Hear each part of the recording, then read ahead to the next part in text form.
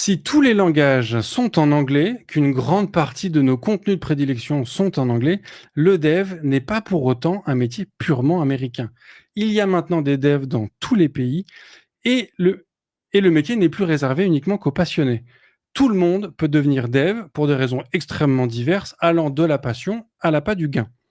Et si pendant longtemps le métier se pratiquait de manière organique, voire anarchique, il est peut-être temps d'organiser un peu mieux tout cela. Mais alors, qu'est-ce que le métier de dev à la française? Par où faut-il commencer? Et surtout, est-ce la lutte finale? Pour répondre à ces questions, je ne reçois pas Philippe Poutou, mais ils s'y connaissent en engagement. Camille Lilou, bonjour. Bonjour. Je suis désolé, je me devais de faire une ref Ah non, mais à ce genre de choses. Philippe Poutou, c'est mon héros en plus, tu sais. Cosa Vostra.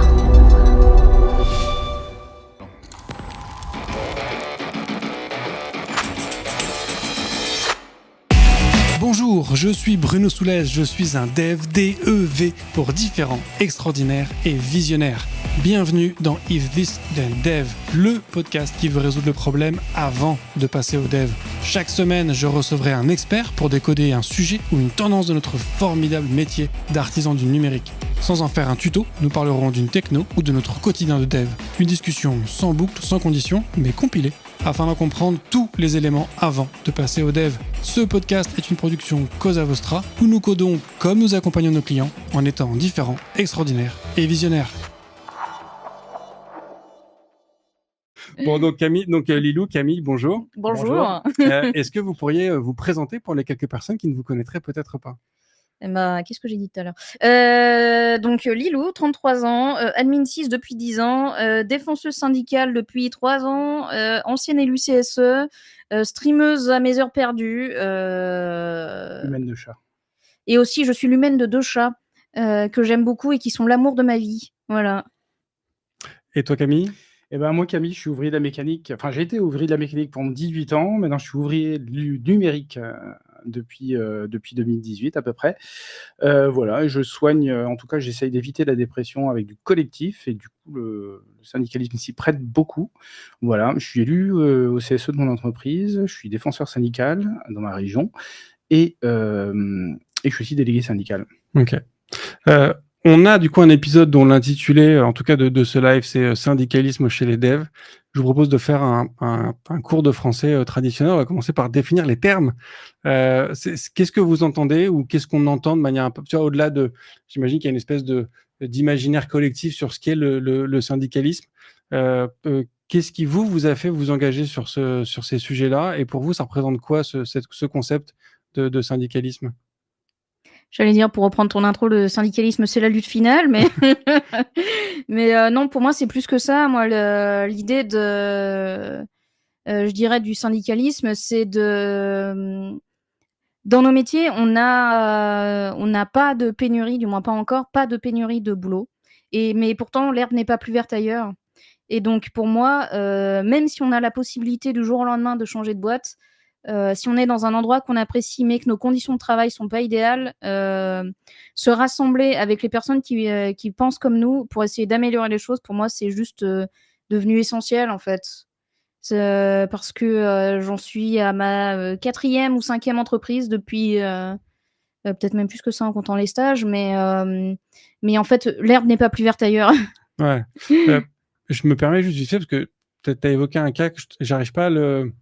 Tu as dit, si on est dans un endroit qui nous plaît mais que les conditions de travail sont pas idéales, comment est-ce qu'un endroit peut te plaire si les conditions de travail... Tu vois ce que je veux dire? Le concept me... Les humains. Alors, tu as les collègues. Les collègues, moi, je Ah, travaille avec des collègues que la plupart, j'apprécie beaucoup.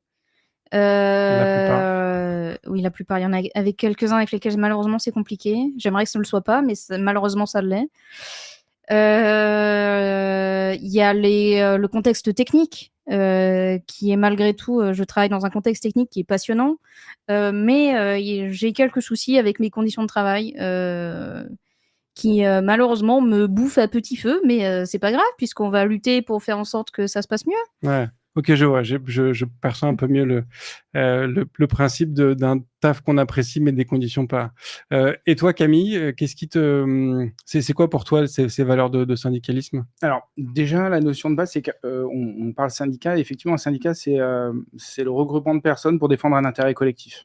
Et effectivement, on va avoir des syndicats de salariés, des syndicats de patrons, un syndicat du crime aussi, on peut utiliser le langage des fois. Et des fois Oui, mais c'est pas nous le syndicat du crime. Non, c'est pas nous. On peut non, on donne pas de nom.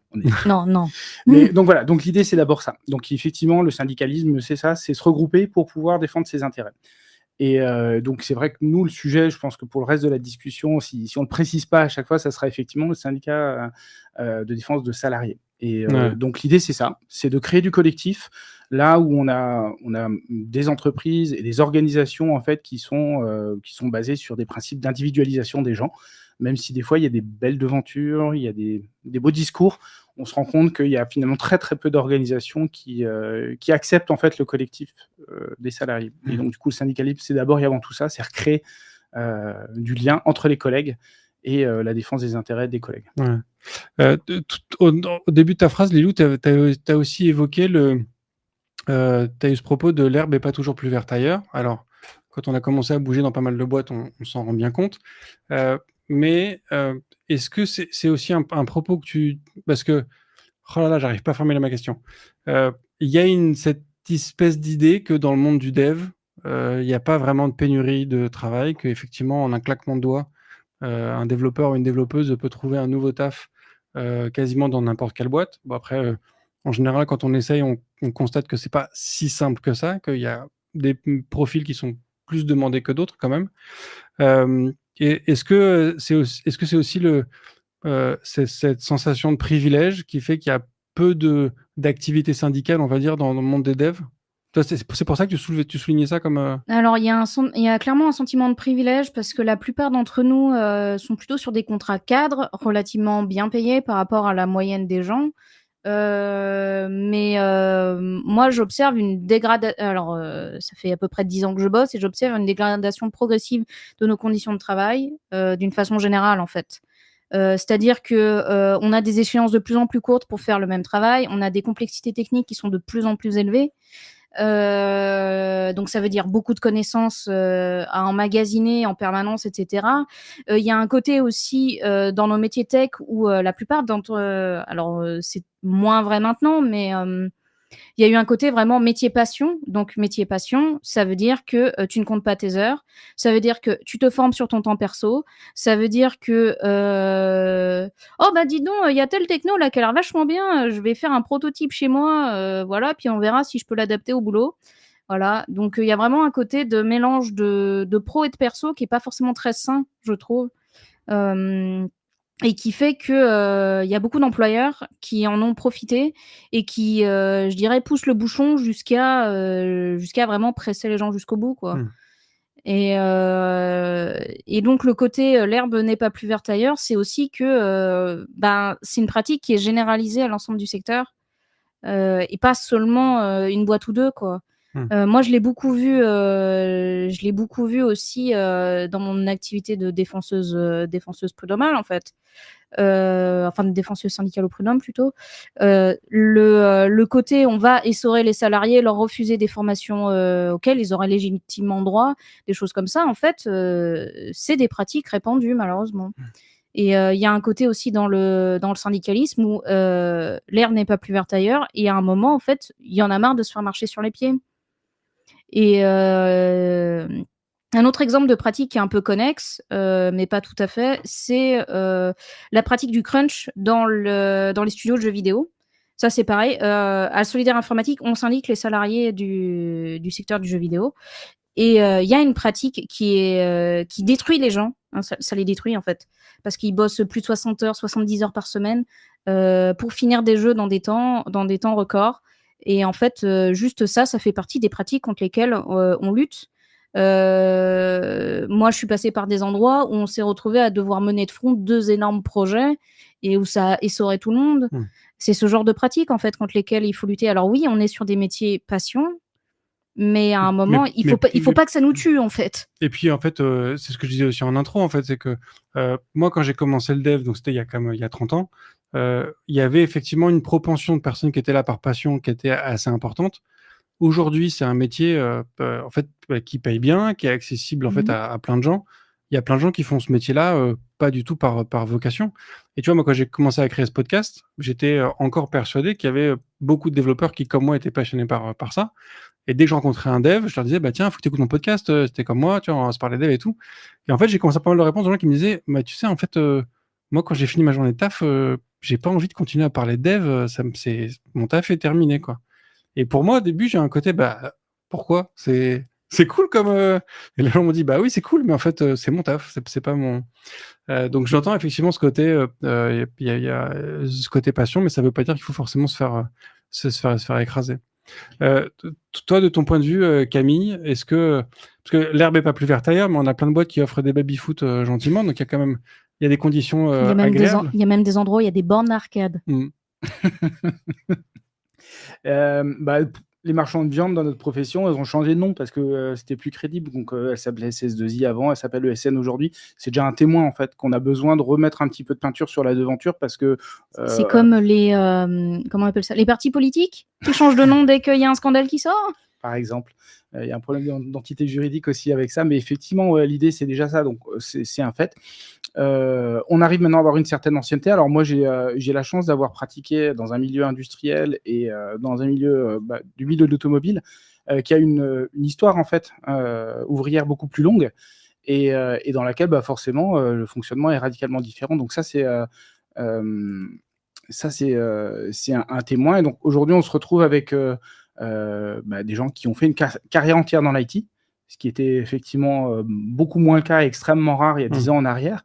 Et donc, on a un recul beaucoup plus fort. Et là-dessus, je dirais... Et c'est vrai qu'en plus, nous, on a des métiers qui sont relativement jeunes. Donc, aussi, comme le secteur est relativement jeune, toute la syndicalisation historique qu'il y avait eu, tout ça, nous, on l'a jamais...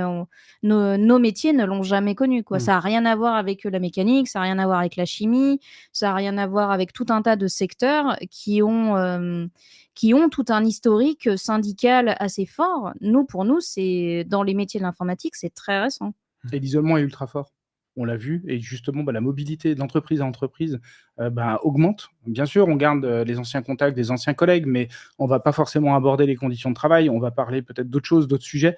Et en fait, quand on a changé de boîte pendant une dizaine d'années, 2-3 fois, ou en tout cas tous les 2-3 ans, à chaque fois qu'on arrive quelque part, il n'y a pas ce lien, il n'y a pas cette histoire. On sait qu'il y a des entreprises aujourd'hui, pour pas les nommer Amazon, hein, tu vois, typiquement, c'est des gens où c'est avéré la stratégie sur les entrepôts d'Amazon, c'est de dire, OK, les gens, au bout de 2 ans, on les dégage par la fenêtre, par la porte, mais parce qu'on ne veut pas que le collectif se crée. On ne veut pas qu'il y ait d'interaction entre les salariés. Et donc, tu as des situations complètement ubuesques et absurdes où, en fait, on est dans une telle stratégie et avec de tels moyens derrière qu'on peut se permettre de dire, OK, écoute, notre entrepôt d'Annecy, c'est blindé. En fait, on ne peut plus recruter à 50 km à la ronde. On a carbonisé tout le monde. Bon, on refait un entrepôt ailleurs. En fait, on se déplace dans la région et on va venir consommer une ressource humaine, ni plus ni moins, au même titre qu'on consommerait de la matière première. Et donc ça, clairement, c'est des stratégies. Il y a quelque chose qui a déjà été évoqué plusieurs fois sur ce podcast par le passé, c'est que, en fait, le numérique, aujourd'hui, c'est l'équivalent de la machine à vapeur de la force musculaire. La machine à vapeur a permis de remplacer la force humaine et donc d'industrialiser plein de processus en remplaçant les bras par de la machine. Le numérique, c'est la même chose pour l'intellect. Et on le sait, on le constate, on voit que les progrès vont clairement dans ce sens-là. L'idée, c'est de pouvoir se dire, effectivement, avec 10 personnes, si je peux faire tourner un serveur à la place, je préfère faire tourner un serveur. Donc, on est dans cette démarche-là, quoi. Ok. Tu constates aussi, toi, une dégradation des conditions de travail dans le monde de la tech, de l'IT en général? On va dire que pour l'instant, je dirais la dégradation. Ce qu'on peut constater, ça va rester des cas isolés. La suite, on a suivi une affaire dans le syndicat assez forte, hein, où on a eu affaire à la première entreprise qui a fait croire qu'il faisait du machine learning simplement pour pouvoir licencier et en fait délocaliser à Madagascar. Parce que la hype était tellement fort sur le machine learning et sur les AI qu'ils se sont dit, de toute façon, c'est tout bénef, on va passer pour des précurseurs dans notre métier. Donc, en termes de clientèle, en termes de fournisseurs, d'investisseurs, on va choper une hype de fou. En plus, on licencie, c'était quoi? C'était 200 sur 300? Bonne cuisine. Je me rappelle plus. Enfin bref, à vérifier, ça a été documenté, publié là-dessus. On va licencier une grande quantité de salariés, donc financièrement, c'est ultra positif. Enfin, je veux dire, c'est super bénéf, quoi. Et il a fallu en fait que ça soit les élus, les salariés qui creusent les dossiers, qui demandent des comptes, qui réclament leurs droits pour se rendre compte, dire mais en fait, il n'y a pas d'intelligence artificielle dans le projet. Tout va à Madagascar dans de la sous-traitance, quoi. Donc, des choses qu'on connaît dans l'industrie, nous, depuis longtemps. Je veux dire, la Chine, la hype de la Chine, c'est quelque chose qui a dû arriver dans les années peut-être je dis pas de bêtises, mais peut-être 80, 90, où à l'époque, effectivement, on se marrait bien. Les Chinois, ils étaient stéréotypés comme des mauvais copieurs. Bah, ok, 2024, regardez où on en est en termes de technologie industrielle. On n'a plus du tout cette même approche-là, quoi. Ouais. Donc dans la tech, il n'y a pas de raison, en fait. Les mêmes ficelles. On n'est juste plus en train de travailler sur de la force musculaire et de la force physique. On est sur, en fait, du process intellectuel et de la réflexion, on va dire. Mais les ficelles sont les mêmes, quoi. Ok. Il y a une question intéressante de Nico qui est arrivée dans le chat. Est-ce que du coup, il faut se syndiquer quand tout va bien? Absolument. En vrai, oui. Alors moi, j'ai une métaphore pour le syndicat. Camille rigole parce que ça fait au moins 15 fois que je lui ressors. Pour moi, le syndicat, c'est un outil. Pour moi, c'est comme la clé à molette qu'on a dans notre caisse à outils. La clé à molette, en soi, c'est un outil qu'on a, mais qui globalement ne sert pas à grand-chose à partir du moment où on a les bons outils où tout va bien. Par contre, le jour où on se retrouve à devoir dévisser un tuyau avec une largeur à la noix, pour rester poli, je vais essayer de rester poli. Et ben, on est vachement content d'avoir notre clé à molette. Donc, en vrai, pour moi, c'est important aussi parce que ça montre aussi à côté de ça un soutien à certaines valeurs, des valeurs d'entraide, des valeurs alors entraide pas que, mais on a tout un tas de valeurs dans le syndicat. Là, comme ça, je pourrais pas d'entraide, de partage, de soutien les uns avec les autres. Et en vrai, même si tout va bien, pour moi, ça reste important de soutenir parce que plus on a de personnes syndiquées, plus on a de force, entre guillemets. Et toi, Camille? Ouais, il y a une citation, je crois que c'est Spy Game, un film de Robert Redford, où justement, quand ça commence à devenir mal, on lui dit mais qu'est-ce qui t'arrive, qu'est-ce que tu es en train de faire? Il dit mais en fait, c'est avant le déluge qu'il faut construire l'arche. Ouais, et en fait, dans nos métiers, je pense qu'il y a un exemple qui sera peut-être plus parlant, c'est qu'on a tous vécu des projets pourris, qui ont mal fini, qui ont capoté, qui ont peut-être même coûté une équipe, des licenciements. En fait, un projet qui finit mal, c'est juste un projet pas préparé. Et en fait, la défense des intérêts des salariés, c'est pareil, c'est quelque chose qui se prépare. Et donc, on se prépare d'autant mieux quand il n'y a pas d'urgence, quand on a le temps de se réfléchir, de poser, de dire voilà, de quoi on parle, sur quoi on se concentre, vers quoi on va, comment est-ce qu'on avance et on s'organise. Parce que le jour où le plan social est là, c'est trop tard, c'est jamais trop tard, mais en tout cas, l'effort sera réalisé dans un temps beaucoup plus court, avec des contraintes externes extrêmement fortes. Et donc voilà, c'est important d'avoir préparé le terrain quand il n'y avait encore pas d'urgence. Et c'est souvent finalement ce qui est le plus difficile, c'est que les collègues te disent ça va, ouais, c'est bon, c'est pire ailleurs. Non, mais en vrai, il y a un côté prévention qui est assez important, mine de rien. Parce que souvent au syndicat, on nous appelle quand c'est trop tard. C'est-à-dire, on nous appelle quand un ou une salariée est convoqué pour un entretien préalable à licenciement. Seulement là, c'est trop tard. Là, on peut plus faire grand-chose pour aider le salarié, le ou la salariée. Donc, en fait, c'est mieux d'appeler ses élus ou ses représentants syndicaux avant, quand on peut encore faire quelque chose. Parce que à ma connaissance, les entretiens préalables à licenciement, la plupart du temps, ça aboutit sur un licenciement. Il ne faut pas se faire d'illusions. On peut mettre les justifications qu'on veut. Généralement, ça aboutit à un licenciement. Donc, c'est que c'est trop tard quand on en arrive là. Par contre, si on fait de la prévention avant, c'est quand même plus facile, je dirais, alors, c'est pas garanti à 100%, évidemment, parce qu'on n'est pas encore des magiciens. Mais en vrai, prévenir quand on sent que la situation commence à se dégrader, c'est mieux parce que ça peut permettre d'identifier une situation problématique et peut-être de sauver les meubles avant justement d'en arriver vraiment soit au burn-out des salariés, soit l'entretien préalable à licenciement parce qu'il y en a un qui a pété un câble et il a foutu une baigne à ton manager parce qu'il le supporte plus. Enfin bref, c'est ce genre de truc, quoi. L'idée, c'est d'intervenir le plus tôt possible, quoi. Vraiment en termes préventifs, quoi.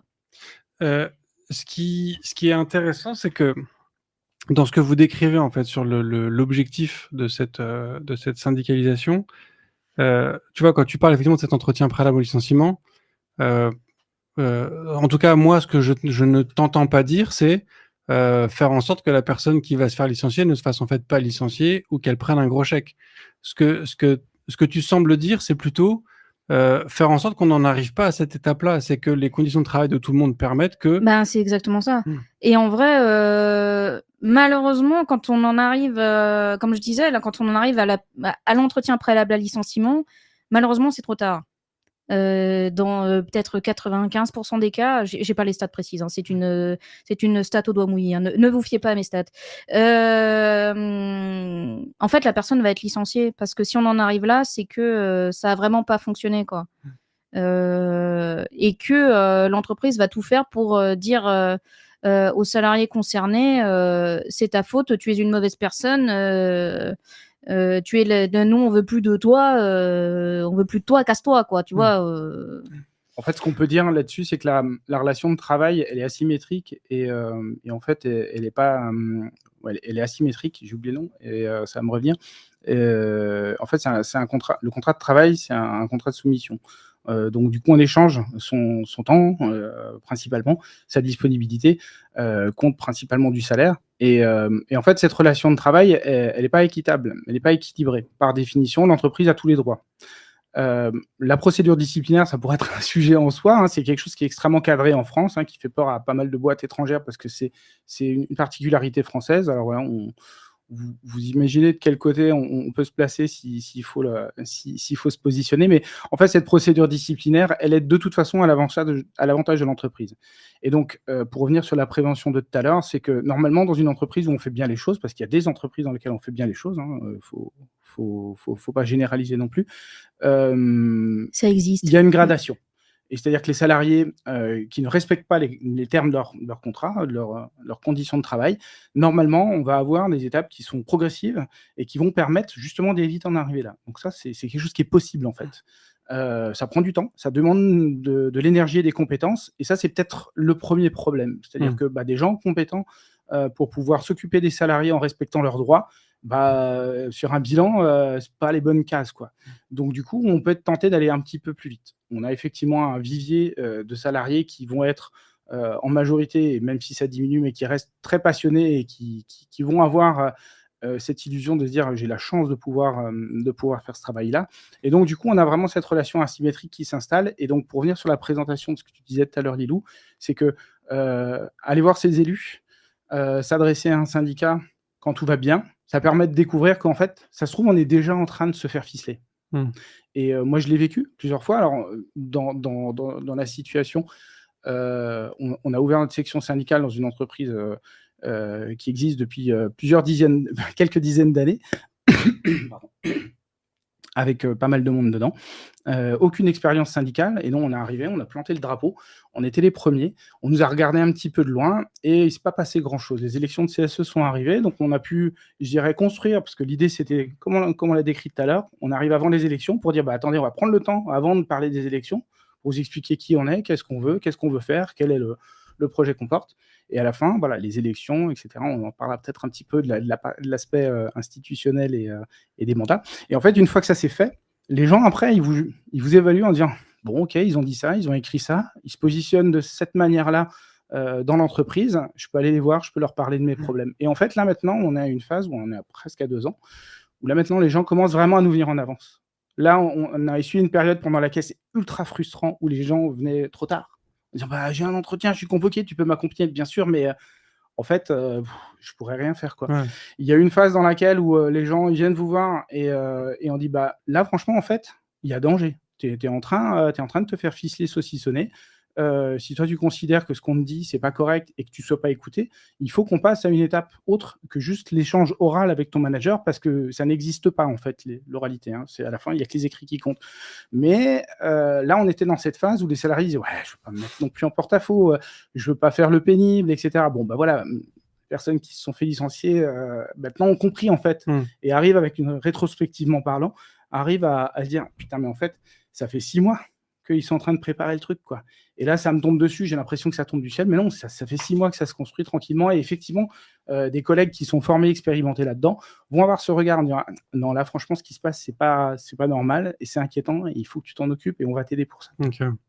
Heu, En même temps, d'un certain côté, l'argument de, ce que tu dis tout à l'heure, Camille, il faut construire l'arche, avant le déluge. Bien évidemment, ça a du sens, mais Heu, peut-être parfois un peu naïvement, on a envie de se dire: «Oui, mais peut-être qu'il y aura pas de déluge». On peut espérer, tu vois, que son entreprise, n'en arrive pas à ce genre de comportement et de situation. Ah ouais, mais carrément, mais là, du coup, on soigne sa dépression, en fait, en aidant les collègues. Parce On qu'effectivement, moi, enfin, tu vois, j'ai pas de moi, j'ai vécu une histoire difficile dans le monde professionnel, dans ma vie d'avant. C'est je l'ai pas évoqué tout à l'heure effectivement, mais c'est aussi pour ça que mon engagement par la suite, il vient parce que, je me suis retrouvé dans une situation, difficile et on m'a aidé pour ça et donc du coup, aujourd'hui, me dire: «Bah, voilà, j'ai cette possibilité aussi de renvoyer l'ascenseur, de mettre ça en place» et enfin, tu vois, l'engagement que j'ai aujourd'hui, il est pas personnel, quoi. Moi, mmh, ça va, hein. À la limite, comme j'ai un certain niveau de connaissance du sujet et de compétences, bah, je vais pouvoir, être assez serein dans ma situation professionnelle personnelle. Par contre, tous les collègues à côté, bah, là, voilà, je peux les aider et effectivement, pour moi, ça va, en fait. Mais du coup, j'aide les autres et ils m'aideront, en fait, si un jour ça OK. doit se gâter pour moi. Parce que ce qui est intéressant, en fait, dans ce que vous évoquez, c'est qu'en fait, quand on se syndique, c'est pas uniquement pour défendre les intérêts de ses conditions de travail dans son job à soi, dans son entreprise à soi. Il y a aussi ce côté, d'aller aider, d'autres, développeurs et développeuses dans d'autres entreprises. C'est un peu ça l'idée? Ben, après, je dirais il y a plusieurs niveaux d'engagement au syndicat, il y a les personnes qui vont juste donner leurs cotisations et puis après il y a les personnes qui vont vouloir s'investir au niveau de leur entreprise. Puis après il y a des personnes qui vont vouloir s'investir plus largement au niveau du syndicat. C'est notre cas un peu à tous les 2 puisqu'on est tous les 2 défenseurs syndicaux. Donc ça veut dire qu'on va accompagner des salariés, jusqu'au prud'homme. Et donc ça, c'est un engagement un peu plus général, mais c'est clairement pas la généralité des salariés, des personnes qui se syndiquent, en fait. Il y en a beaucoup qui sont là et qui payent juste leurs cotisations et c'est totalement OK aussi, quoi. Après l'idée, c'est aussi d'aider si on en a envie, si on en a les moyens, parce que des fois, on a tous un temps et une énergie limitée. C'est pas forcément possible de s'investir non plus, dans le syndicat, et c'est OK aussi, en fait. Mmh. Oui, la cotisation est aussi un moyen de contribuer. Tout à fait, Il y a l'investissement en temps et en argent, en fait, tout simplement. exactement. D'ailleurs, c'est déduit à 75% de vos impôts, pensez-y, Donc c'est sur toujours vos déclarations de revenus. c'est toujours ça de prix, quoi. C'est toujours ça de prix. Toujours ça de moins dans la poche à notre président, pour, payer sa vaisselle. Sur les conditions de travail, effectivement des développeurs, heu, il y a encore quand même parfois un peu l'image non, en fait, avant ça, je voulais juste revenir sur un, hem, tu évoquais tout à l'heure, Camille, qu'il y a certains devs qui vont, te dire: «Ça va, c'est pas grave, il y a pire ailleurs». Alors déjà, moi, je trouve cette phrase horrible parce qu'en fait, certes, il y a pire ailleurs, mais il y a mieux ailleurs aussi. Donc c'est aussi un, quelque chose vers quoi on pourrait tendre. Cela dit, de manière générale, quand tu regardes, il y a quand même encore une certaine pénurie, sur le marché du travail de développeurs et de développeuses qui font que de manière générale, quand tu prends des entreprises, parfois dans les bureaux, de dev, tu vois des situations que tu verrais pas dans un bureau de comptable, de RH, ce genre de choses parce que, les gens ont parfois des accès à une espèce de confort qui tu vois, on Mmh. laisse passer un peu plus de choses. Donc il y a quand même un des conditions de travail tacitement peut-être plus laxes pour les développeurs, non? À voir, je sais pas, après il faut confronter ça avec les statistiques d'accidents du travail. Donc, dans l'informatique, c'est vite vu, ça n'existe pas.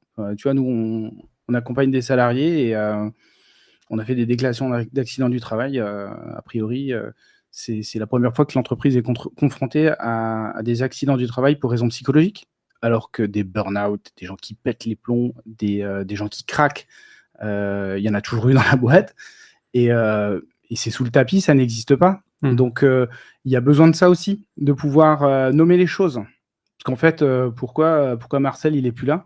Eh ben, Marcel il est plus là parce que il avait un autre projet de vie. C'est pas la même chose que dire, ben, Marcel en fait, son management était tellement toxique qu'il n'arrivait plus à se lever le matin pour aller au travail.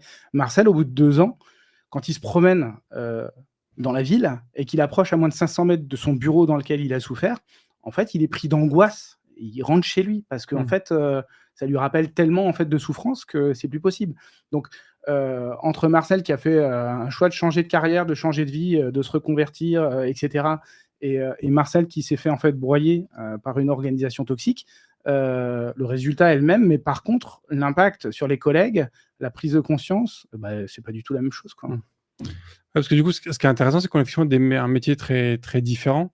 Et donc, je savais pas du coup qu'on pouvait, que ce concept d'accident du travail pouvait s'appliquer dans ces cas-là. Parce que c'est vrai qu'on a un métier où on se dit, bah, moi, je risque pas de me péter un bras au taf, en fait. Il y a un indice assez fort, en fait. Pleurer sur son lieu de travail, c'est une condition de déclarer un accident de travail. On ne va pas au travail pour pleurer. C'est une règle de base qui doit être évidente pour tout le monde.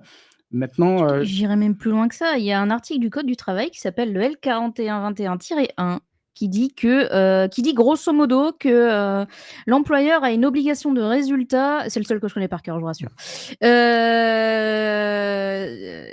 L'employeur il a une obligation de résultat, et l'obligation de résultat est très importante, concernant la santé et la sécurité morale, alors physique et morale, de ses salariés. C'est-à-dire qu'un salarié, quand il vient au travail, quand il repart le soir, à part être fatigué, c'est à peu près tout ce qui est censé lui arriver. C'est-à-dire que s'il rentre chez lui en pleurant, s'il se met à pleurer sur la pause de midi, c'est qu'il y a un problème. Et que s'il y a problème, ça veut dire qu'il faut analyser le problème et trouver une solution. Et la solution, c'est pas presser le salarié comme un citron pour être sûr qu'il se barre, quoi. Non, on le voit aussi sur l'ancienneté, tu vois. C'est un sujet qui revient dans plusieurs épisodes, la place des femmes, en fait, dans la tech. Aujourd'hui, le constat, il est moins pire qu'avant, mais globalement, les femmes restent pas, quoi. Et les femmes restent pas, pourquoi? Parce qu'en fait, les environnements sont juste usants, toxiques, et on a une problématique, en fait, dans le bien-être et le soin qu'on apporte aux salariés aussi, quoi. Et effectivement, c'est moins visible, parce que se péter une jambe, c'est beaucoup plus spectaculaire et objectif, on va dire, que d'avoir fait un pétage de plomb, de craquer, d'avoir des angoisses, une crise d'angoisse. La personne, quand tu l'as en face de toi, c'est pas forcément évident de se dire, ah ouais, là, elle fait une crise d'angoisse et elle est vraiment mal en son fort intérieur, quoi. Mais même, tu vois, tu dis que c'est moins pire qu'avant. J'ai vu passer il y a quelques mois, je crois, de souvenir, une étude sur la durée moyenne des carrières des femmes dans le monde de la tech. Moi, quand j'ai commencé à voir ce sujet arriver dans mon écosystème, on parlait d'une dizaine d'années. Là, moi, dans les derniers chiffres que j'ai vus, on est à moins de 10 ans. Donc, ça veut dire qu'en fait, c'est peut-être pas mieux qu'avant, au contraire. Donc, désolé, Lilou, mais je crois que tu es à 10 ans de carrière. Il va falloir. Ça veut dire qu'il faut que je me recycle. Faut penser à. Bon, je vais me recycler. Hein, voilà. Qu'est-ce que je voulais dire? Oui, j'aimerais qu'on revienne un peu aussi sur ce concept de protéger les conditions de travail. Je vais prendre un petit chemin détourné. Moi, j'aime beaucoup parler, m'en veuillez pas. C'est pas forcément une blague, mais il y a quelques temps, j'ai fait un épisode avec Benoît Gantôme, qui est aussi l'animateur de l'excellent podcast l'excellent podcast Artisan Développeur, exactement. Et on avait fait un épisode où on avait notamment parlé du refactoring. Il m'avait fait une analogie que j'ai trouvé géniale, c'est que le refactoring, c'est comme l'émission de Marie Kondo sur Netflix, là, tu sais, quand tu ranges et que tu jettes des trucs. Et tu as quand même une satisfaction, tu vois, tu as un truc de... Quand tu as rangé ta chambre, quand tu as rangé ton salon, tu vois, mine de rien, tu es bien après, tu vois, c'est carré. Et le fait de refactorer, d'avoir du code propre, tu as quand même aussi une satisfaction mentale, tu vois, de bosser dans du code propre, parce que quand tu bosses dans du code qui est dégueulasse, qui est plein de dettes techniques, le simple fait de dire à ton PO, oui, tu m'as demandé de changer un bouton, j'en ai pour 5 jours, je suis désolé, mais ça me prend 5 jours dans le contexte où on est, ça nous fait mal, en fait, au cœur, quoi qu'il arrive.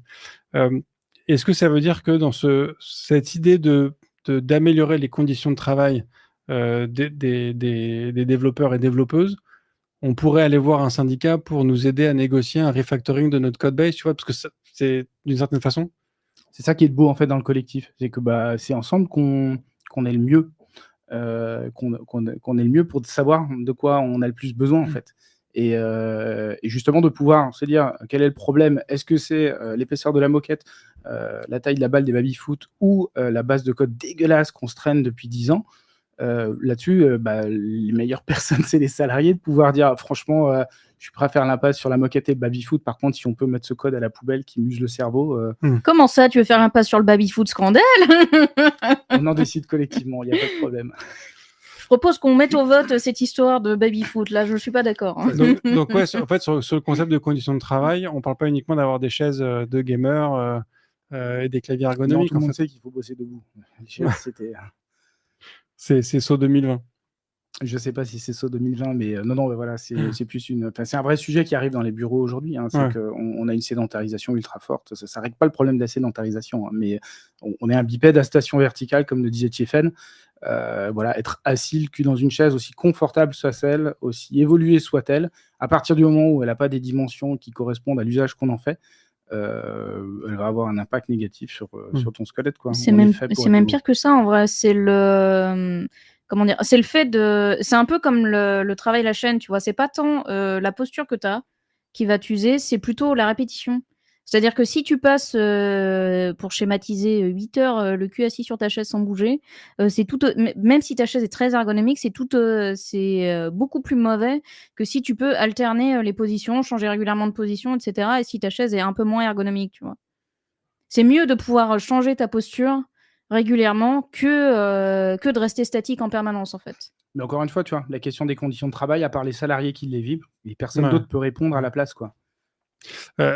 Je reviens sur cette notion de conditions de travail, parce que donc là, on a fait une petite digression sur les chaises et positions debout assises, mais vous parliez plus de conditions de travail psychologiques, tu as parlé de management toxique, tu as parlé effectivement aussi de burn-out et de gens qui te mettent une pression colossale. Vraiment une idée qui vient de popper, hein. C'est pas une réflexion qui est de longue date, mais il y a quand même un truc que je trouve étrange. Vous connaissez XKCD ou pas? Ouais. Un peu, ouais. Il y a parmi les strips que je recommande souvent, il y en a un où c'était pour démontrer le fait que les gens ne maîtrisent pas la complexité de notre métier. Et genre, t'as un mec qui vient et qui dit je voudrais une application. Ouais, tu l'as cité dans 17 podcasts. Au déjà, moins, je ouais. crois. Au moins. Je voudrais une application où je peux prendre en photo des oiseaux. Et t'as le dev qui dit bah pareil, parfait, tu me laisses 2 jours et je te fais ça. Je voudrais pouvoir te stocker, historiser mes oiseaux. Bah, pareil, bon, ça me prend 2 jours de plus, pas de souci. Et je voudrais que quand je prends la photo, ça me donne l'espèce d'oiseau que c'est. Pas de souci, il me faut 5 personnes et je reviens vers toi dans 2 ans. Le temps de concevoir le truc. Et tu vois, en fait, les gens ne perçoivent pas à quel moment la demande qu'on a, elle fait un gain en complexité. Pourquoi je raconte ça? Parce que ce que je trouve étonnant, c'est que quand même dans beaucoup de boîtes, hein, dans tous les devs que je vois, il y a effectivement une pression sur les délais qui est donnée, sur le rythme. Et tu vois, pourtant, on pourrait se dire, c'est quoi mon coco? C'est mon taf. Si je te dis qu'il y en a pour 6 mois, il y en a pour 6 mois. Si je te dis qu'il y en a pour 3 jours, il y en a pour 3 jours. C'est pas la peine de mettre la pression pour le faire en 2 fois maintenant. Ça marchera pas, quoi.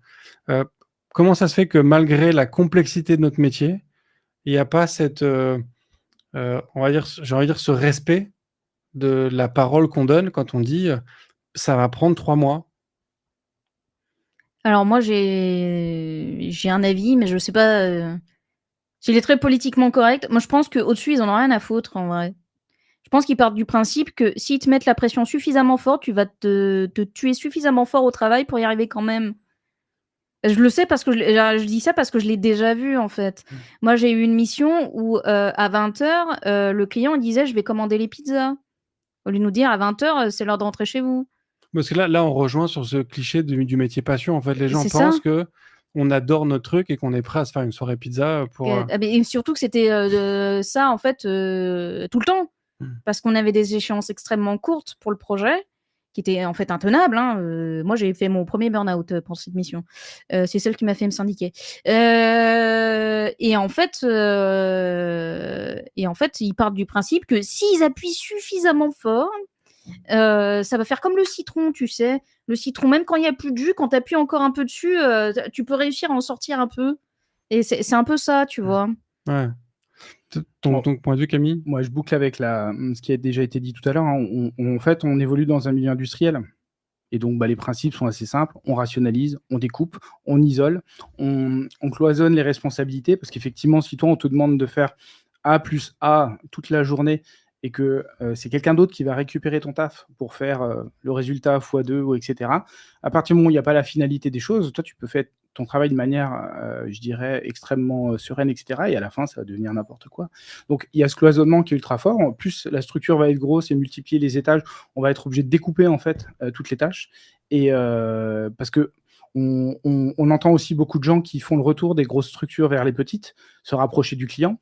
Il y a on a je dirais les opinions politiques qu'on veut, mais à la fin, en fait, on travaille pour rendre un service à un client, quel qu'il soit, etc. À partir du moment où cette proximité avec le client, on va être le plus proche avec notre client, c'est que bénéfique.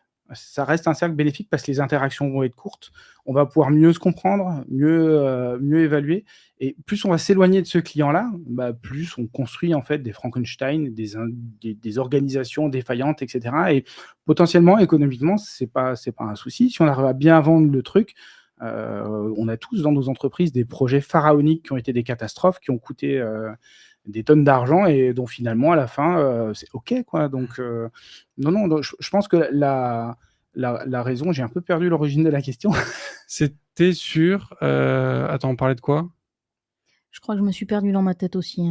On parlait de la raison pour laquelle en fait La complexité, les burn-out, non? Il n'y a pas un truc comme ça? Ah oui, pourquoi est-ce que on n'a pas une direction qui respecte notre expertise sur un sujet voilà. qui pourtant il ne maîtrise pas la complexité du sujet en question? Tu bosses dans une boîte où vous êtes finalement très peu d'intermédiaires. Je dis pas que c'est la garantie que ça fonctionne bien. On voit aujourd'hui dans l'informatique des scopes fleurir de plus en plus. Donc c'est un mode d'organisation du travail qui va être différent, qui est beaucoup plus collectif, basé. Alors le fait de faire une scope ne garantit pas que ça va être une super entreprise trop bien. Il y a des scopes toxiques, c'est pas le sujet. On reste sur des problèmes d'interaction humaine.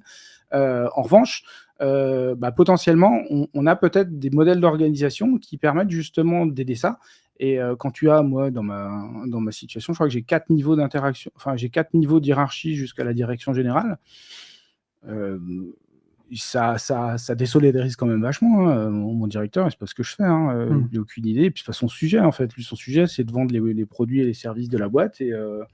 Et globalement, qu'est-ce qui se passe dessous? Il fait confiance à son manager d'en dessous, qui lui fait confiance à son manager d'en dessous. Et en fait, à chaque niveau, on dilue la responsabilité.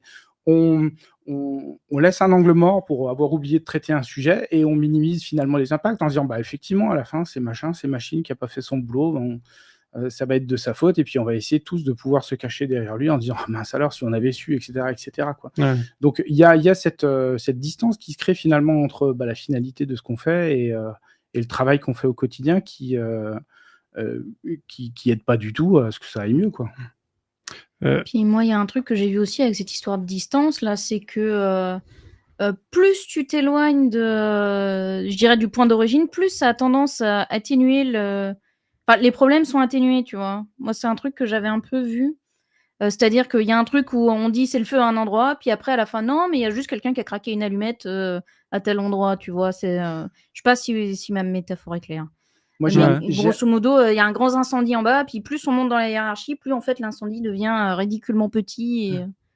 Il y a un exemple que je vais essayer de décrire sans donner trop de détails, parce que l'idée, c'est effectivement pas parler de nos entreprises, mais un problème qui était récurrent quand je suis arrivé dans mon équipe il y a 4 ans, où clairement, dans mon équipe, tout le monde disait « mais ça, cette situation, elle est relou, c'est de la merde, on se fait chier, on a du boulot de merde », parce qu'en fait, ça, on l'a pas dit, mais en fait, scoop, personne n'aime mal bosser. Ouais, on peut avoir des presses, des médias qui mettent en avant la fainéantise, la mauvaise qualité, mais en fait, dans la vraie vie, quand on discute avec les humains, personne n'aime faire du mauvais boulot. Tout le monde a envie de bien bosser. Et c'est l'organisation qui le permet ou qui le permet pas. Et donc, du coup, moi, je me retrouve avec une équipe, putain, quand même, sans râleur et tout.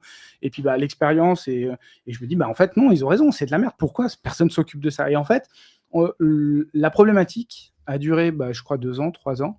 Et en fait, elle a été réglée par une situation nationale exceptionnelle, qui n'était pas le Covid, et en fait, où là, il y avait un risque financier évident. Donc, du coup, le problème a été traité en 1 an, parce que c'était un gros problème, c'était un problème sérieux qui impliquait vraiment plein de gens à plein de niveaux. C'était vraiment pas un problème simple et qui suffisait. Il y a un vrai sujet. Par contre, que les salariés toute l'année, pendant des années, te disent ça c'est de la merde, faut plus que ça arrive. Ça c'était pas un problème, c'était acceptable. Par contre, le fait qu'il y ait un risque financier, parce que voilà, c'était suite à l'invasion ukrainienne et où on a eu des restrictions énergétiques, on là s'est dit putain, il y a un risque énergétique, il y a un risque financier. Ok, on traite le sujet en un an, quoi. Ok.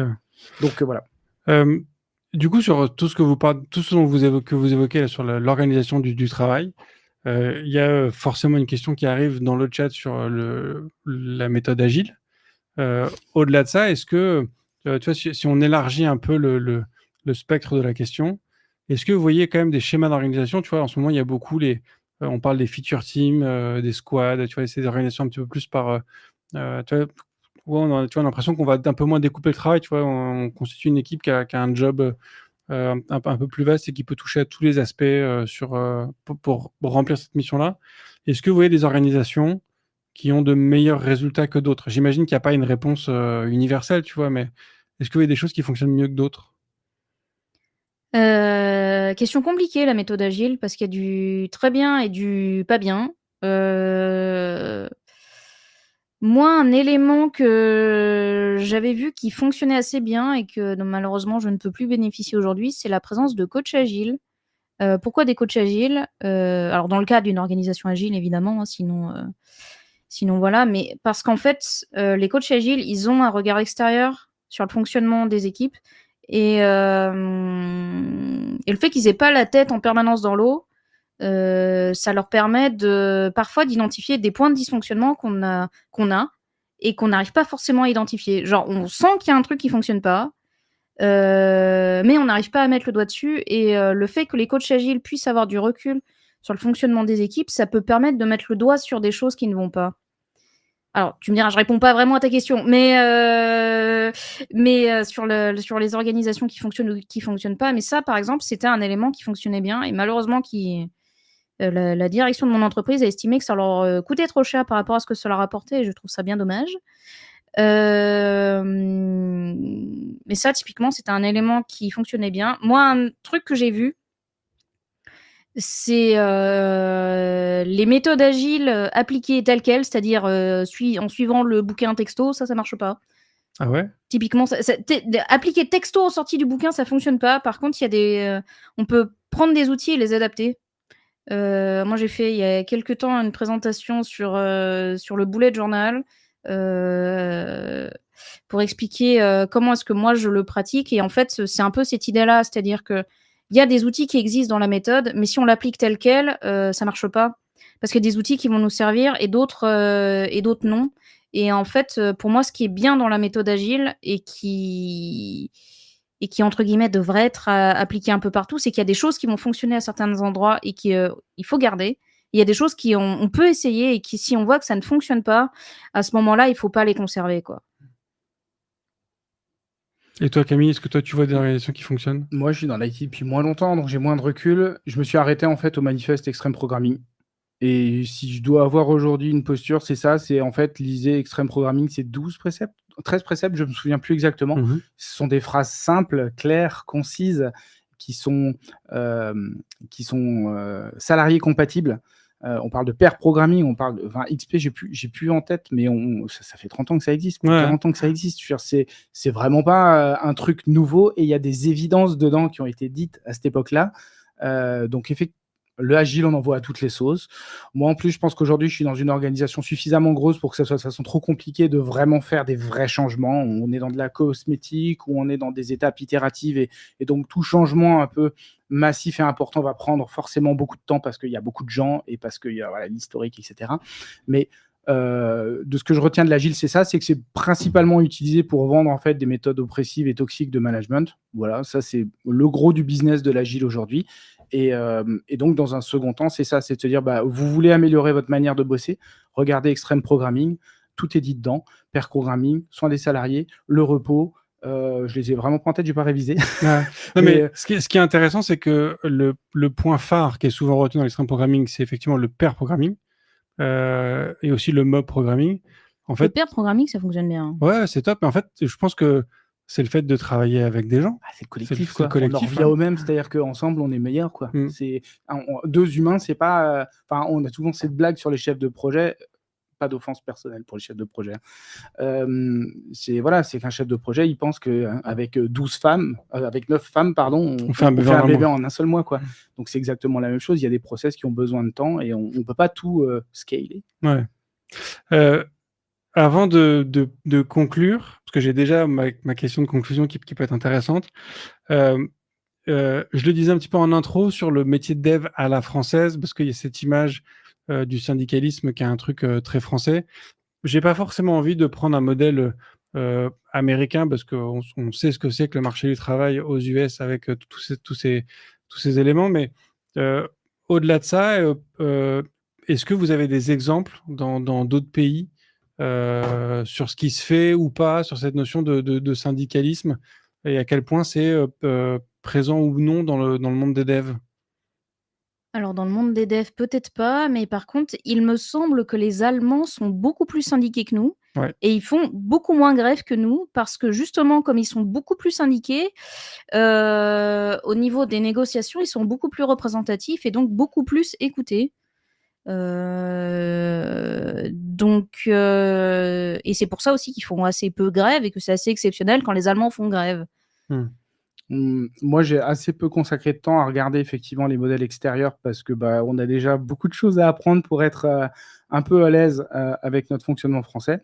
Le modèle de syndicat majoritaire anglo-saxon, donc typiquement des US, du Canada, on l'a vu avec les grèves dans l'industrie automobile, dans le milieu du cinéma et de la production, a des caractéristiques intéressantes.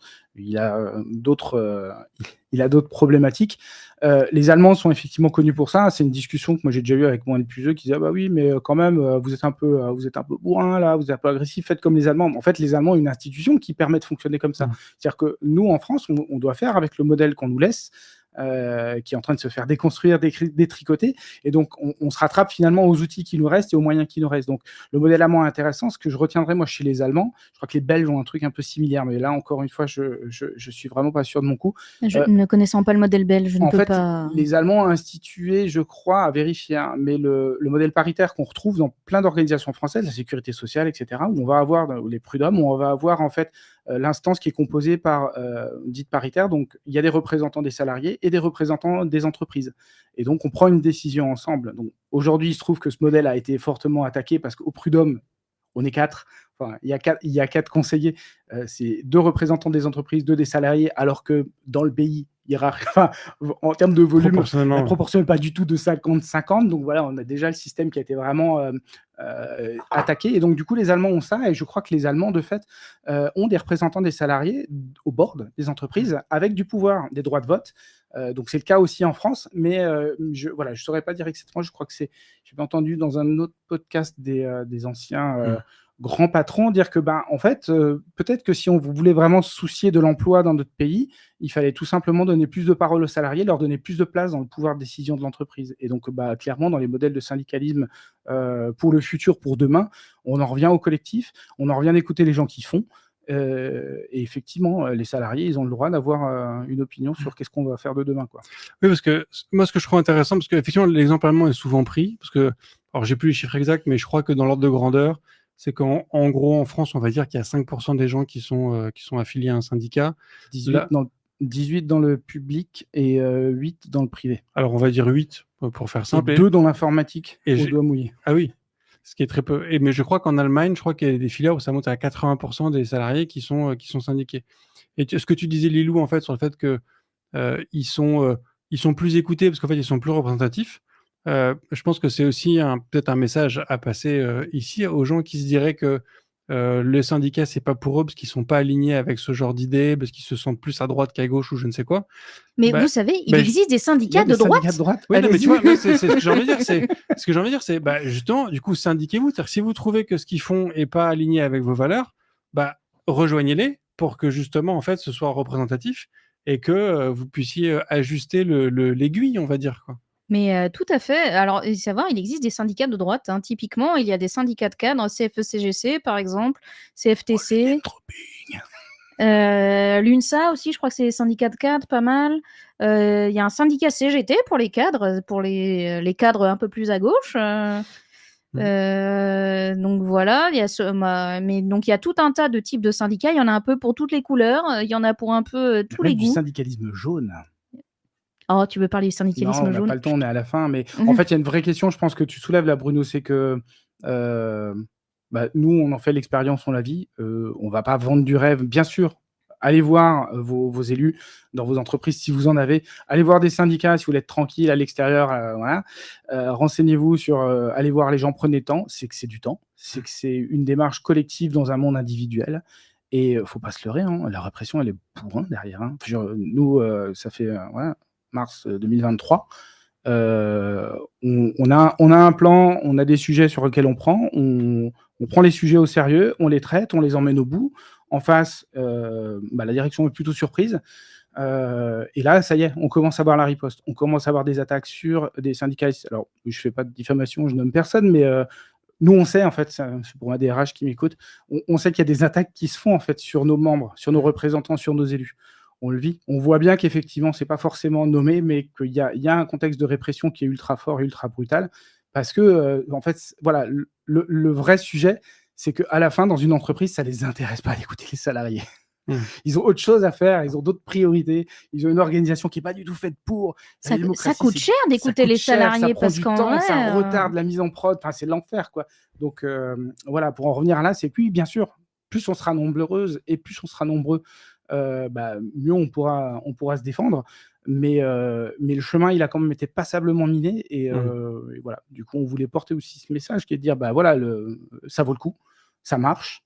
Par contre, voilà, c'est. Je rajouterais juste un dernier truc. À part si vous avez un mandat officiel, donc mandat officiel, c'est représentant de section syndicale, délégué syndical, élu CSE sur une liste syndicale, ou après les mandats externes à l'entreprise, donc tout ce qui est conseiller du salarié, défenseur syndical, les conseillers au prud'homme, etc.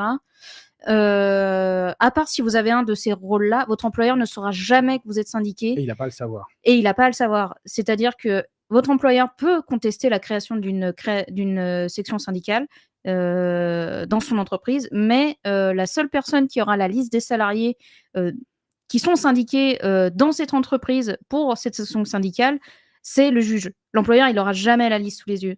Donc, à part si vous dites explicitement à votre employeur « je suis syndiqué », ou sauf si vous avez un mandat officiel, votre employeur ne le saura jamais. Et n'a pas à le savoir. Et n'a pas à le savoir, d'ailleurs. Il est sympa, hein, parce qu'après, il est plus sympa pareil. Non, parce que généralement, les employeurs, ils font la gueule quand ils apprennent qu'on est syndiqué. Ils ne regardent plus pareil. Pour terminer, on a parlé effectivement du rôle important du syndicat sur l'amélioration des conditions de travail, ou en tout cas, ou dans le meilleur des cas, le maintien de bonnes conditions de travail dans une entreprise. Est-ce que c'est quand même quelque chose qu'on peut réussir à faire sans passer par une organisation syndicale? Est-ce qu'on peut réussir à améliorer les conditions de travail de son entreprise? Oui. Et si oui, comment? C'est évident, en fait. Il faut juste que le patron décide. C'est aussi simple que ça. Le patron reste le maître à bord. Et donc, tout ce qui se passe dans l'entreprise est rendu possible par sa seule volonté. Donc, bien sûr, c'est possible sans syndicat. Après, pourquoi il le ferait?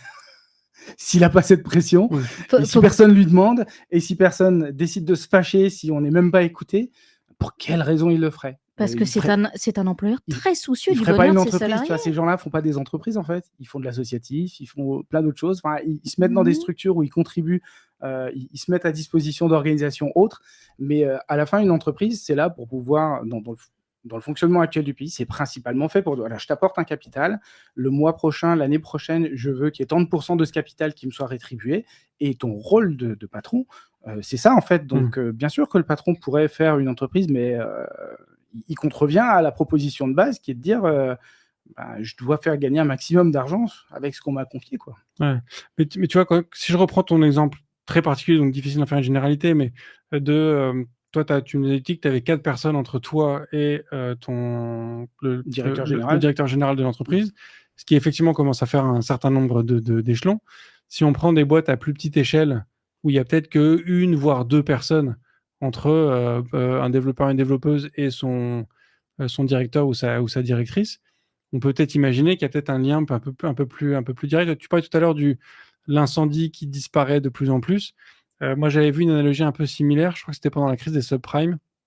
Je sais pas quoi, bref, une grande crise où il y avait un patron de PME qui expliquait que c'est plus difficile pour lui de licencier une personne que pour un Carlos Ghosn de fermer une usine, parce qu'en fait, pour Carlos Ghosn, l'usine, c'est une ligne sur un tableau Excel. Donc, fermer une usine, c'est facile.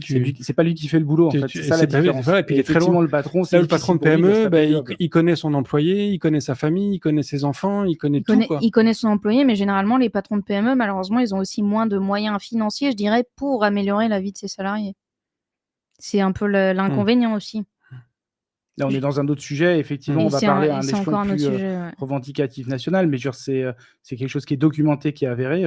Les grandes entreprises ne payent pas leur rétribution à la collectivité. Les petites entreprises sont clairement beaucoup plus exposées. Et en fait, tout le fonctionnement du système entrepreneurial en France, et dans plein d'autres pays occidentaux, hein, il est sur le modèle de la croissance et de la capitalisation. Donc, tu acceptes de jouer le jeu. Genre, des modèles d'entreprise qui ont refusé de rentrer dans ce dilemme qui est de se dire, je pose un capital de départ, je développe une activité, un outil, un service. L'année d'après, je fais x2 sur mon chiffre d'affaires. L'année d'après, je fais x2 sur mon chiffre d'affaires. Entre-temps, je suis allé voir mon banquier pour pouvoir emprunter. Et en fait, on crée des machines à croissance qui, en fait, sont artificiellement maintenues dans cette course à la croissance. Et en fait, le fonctionnement, à part un artisan, un modèle artisanal où il va y avoir forcément une structure beaucoup plus petite et un impact plus faible, dès qu'on demande dans un modèle d'entreprise d'arriver à développer et de durer sans multiplier son chiffre d'affaires année après année en empruntant, c'est quelque chose qui est quasi mission impossible, quoi. Donc, il y a un problème aussi là-dedans de personnes qui partent de bonnes intentions et se font piéger littéralement, parce que des patrons de petites entreprises, on peut imaginer que la plupart n'ont pas non plus des ambitions démesurées économiques, mais ils veulent simplement... voilà, ils sont stimulés par le fait de proposer tel service ou tel produit.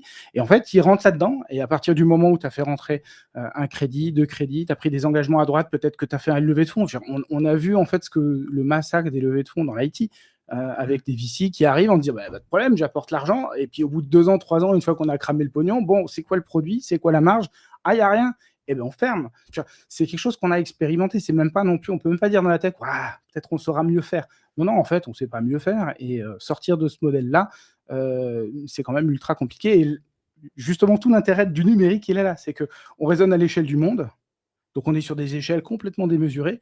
Et effectivement, un truc qui, à l'échelle régionale ou à l'échelle de ta ville, n'aurait aucun sens économique, quand tu commences à raisonner à l'international, finalement, il y a quelque chose qui se dégage. Il y a une petite marge là, de 5% qui sort et c'est faisable, quoi.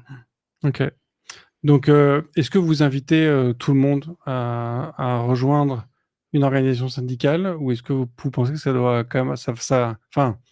Syndiquez-vous, même les patrons sont syndiqués. Bah oui. La plupart des patrons sont syndiqués au MEDEF.